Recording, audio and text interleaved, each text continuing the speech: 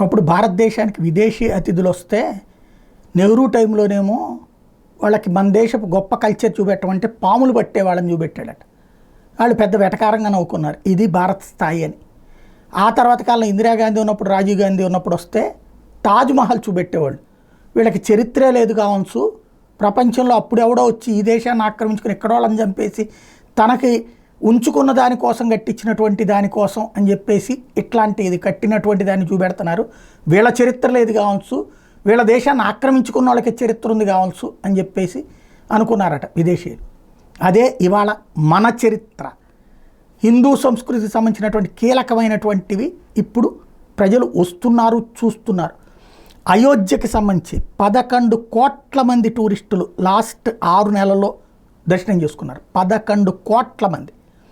అదే సమయంలో కాశీకి 4.61 కోట్ల మంది దర్శనం చేసుకున్నారు. ఇది తాజాగా అక్కడ పరిస్థితి. దాన్ని బట్టి చూసుకోవచ్చు ఆ ప్రాంతాల్లో వ్యాపారాలు ఎంత ఎదుగుతాయి, ఇతరత్ర రంగాలు ఎట్లా ఎదుగుతాయి అన్నటువంటిది.